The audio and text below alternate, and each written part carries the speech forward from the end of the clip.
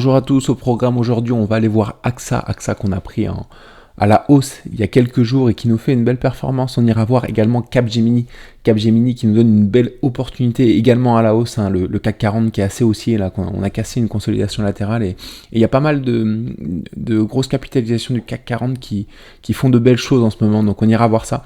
Mais on commence tout de suite par le SP500, qui nous a refait une dernière rotation au sein de ce biseau ascendant.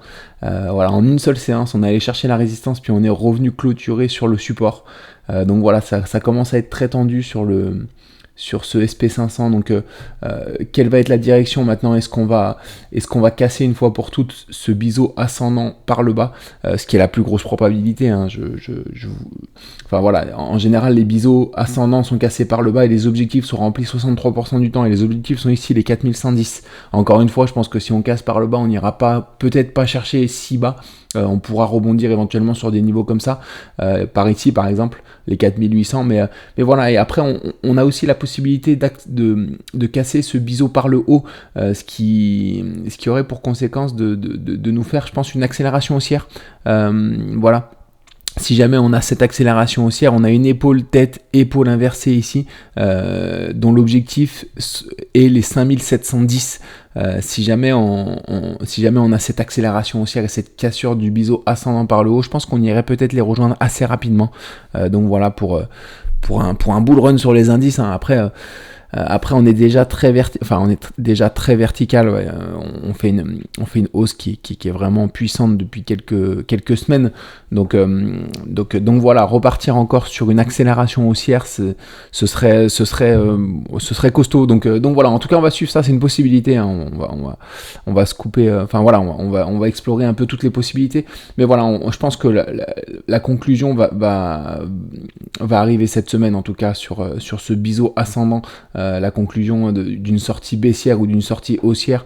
Voilà, je vois mal encore une fois un échec de figure, c'est-à-dire une sortie latérale qui sans direction franche. Donc voilà, sachant que la figure est très bien respectée. Donc on va suivre ça cette semaine ensemble, voilà, pour voir le dénouement final finalement du SP500. Concernant le Nasdaq, alors j'ai enlevé ce biseau ce biseau ascendant pour le Nasdaq. J'ai mis un canal à la place qui est bien plus cohérent pour moi, parce que le biseau ascendant commençait à être vraiment débordé dans tous les sens. Donc je pense qu'il n'a plus lieu d'être. Donc voilà, j'ai mis on a une belle zone de résistance en haut, et on a également un support qui est respecté. Si on le reporte ici sur le bas, il est respecté, on le touche 2 fois voire 3 fois ici. Donc voilà, ici on a touché une dernière fois le support, donc je pense qu'on peut aller en direction de la résistance encore une fois. Donc voilà, on va voir comment on réagit en début de semaine prochaine, savoir si on rebondit après la séance baissière qu'on a fait, ou si on va chercher une nouvelle fois la résistance sur le Nasdaq. Donc à suivre sur le Nasdaq, mais c'est vrai que le SP500 est un peu plus clair, je trouve. Donc voilà, concernant les marchés européens et le CAC 40 notamment, on a cassé cette belle consolidation latérale ici cette semaine. Donc on l'avait annoncé, hein, si jamais le mouvement qui allait arriver après cette consolidation latérale pouvait être puissant, et ça a été le cas. On a fait une belle cassure haussière du coup, et là on commence à faire une continuation haussière. Est-ce qu'on va revenir s'appuyer sur l'ancienne résistance avant de repartir vers le haut? Voilà, c'est une possibilité, on va voir cette semaine, sachant que les objectifs de ce drapeau sont les 8650, hein. On prend la plus grande consolidation précédant ce drapeau là, qui était ici, et on reporte du coup la distance vers le haut. Donc voilà, c'est possible qu'on aille chercher ces niveaux-là sur le CAC 40. Donc c'est pour ça qu'on regarde pas mal de paris à la hausse en ce moment sur le CAC 40 et sur les grosses capitalisations. Donc voilà, c'est le cas pour AXA, qui est la perf du jour. On l'avait prise ici. Alors ça s'était passé en horaire. Voilà, on avait une belle zone de support ici. On avait fait un rebond et un retournement ici. Donc on avait mis un ordre dessus, parce qu'on s'était dit, si jamais on casse cette zone ici, qui est la zone parce qu'ici on avait une potentielle tête épaule, et je m'étais dit, si on casse ce niveau ici, qui est le niveau du haut de la première épaule, on peut repartir sur une jambe haussière, et ça a été le cas. On l'a cassé, et on est reparti sur une jambe haussière. On est actuellement sur le R2. Du coup, et là on fait une belle consolidation. Je vois qu'on fait une nouvelle belle consolidation latérale, donc je pense qu'on peut repartir encore un peu à la hausse sur AXA cette semaine. Donc voilà, on est déjà au R2, donc pas vraiment d'objectif sur AXA. C'est juste qu'on avait cassé du coup un biseau ascendant par le haut, et on sait que quand on casse les biseaux ascendants par le haut, on a souvent des accélérations haussières. Donc ça a été le cas également sur AXA. Donc voilà, et ça pourrait être le cas également sur le SP500 si jamais on cassait son biseau par le haut. Donc voilà, c'est pour ça qu'on surveille ça attentivement.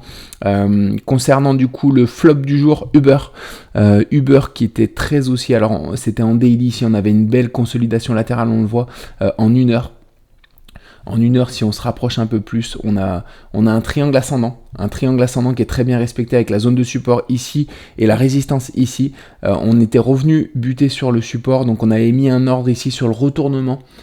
Voilà, on avait un petit triangle également symétrique, on avait anticipé une hausse ici, et du coup on a été déclenché, et on voit qu'on revient faire une rotation, on a été déclenché, mais on n'a pas eu le temps de sécuriser la position, et là on est en 1 heure, hein, c'est un graphique en 1 heure, on est revenu tester du coup la résistance, et on revient vers le bas tester le support. On n'est pas encore sorti de position, mais ça chauffe un petit peu pour ce trade, sachant qu'on a un stop loss juste ici, donc on va voir si on revient vraiment buter ici, ou voir si on casse ce triangle ascendant par le bas, ou alors si on confirme du coup l'aspect haussier de ces triangles ascendants, et qu'on va le casser par le haut pour une continuation haussière, parce que je le rappelle, hein, les triangles dans les tendances, hein, c'est souvent des figures de continuation de tendance.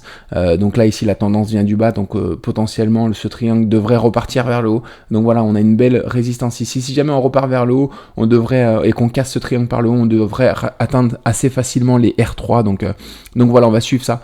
Même si on se fait sortir, je pense que je vais continuer à suivre les éventuels retournements en 1 heure pour essayer de prendre position sur ce triangle sur Uber, parce qu'il est vraiment très joli. Donc voilà, sachant que ici en hebdo, on avait fait une épaule inversée, dont les objectifs, peut-être qu'on n'est pas loin de les atteindre, les objectifs, je les ai même pas tracés, et c'est important de les tracer. Ce serait bien que je les trace en tout cas. Donc voilà, je pense qu'il nous reste un petit peu de marge. Non, on les a atteints déjà les objectifs. Donc voilà, mais du coup la consolidation latérale nous laisse quand même penser à... C'est les objectifs minimum à chaque fois. Hein. Donc voilà, sachant que cette épaule inversée avait des épaules assez petite, donc elle est pas forcément... voilà, on avait une belle résistance ici qu'on a cassée par le haut, mais la considérer comme une épaule inversée, c'est peut-être pas très cohérent, sachant que encore une fois, les épaules étaient pas très importantes. Donc voilà. Et en tout cas, ici, on fait une belle consolidation latérale, donc je vois bien Uber repartir encore sur une jambe haussière dans les prochains jours.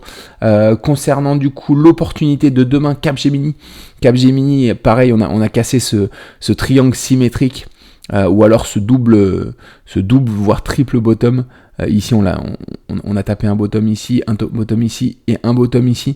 Je pense c'est plutôt un double bottom, voilà, qui est associé avec, on peut aussi voir un triangle symétrique encore une fois. On l'a cassé par le haut, les objectifs, on a atteint les objectifs, mais ici pareil que Uber, on fait une consolidation latérale qui nous laisse penser à une continuation haussière. On va le voir ici, on est en daily. Si on passe le graphique en horaire, on voit qu'on a une belle zone de résistance ici qui est bien respectée, et ici on a une zone de support. Alors on avait tenté de la prendre en position ici, on avait fait un trade perdant parce qu'on avait un retournement, on était venu buter sur une ancienne résistance qui avait joué le rôle de support du coup, donc on s'attendait à un nouveau départ haussier.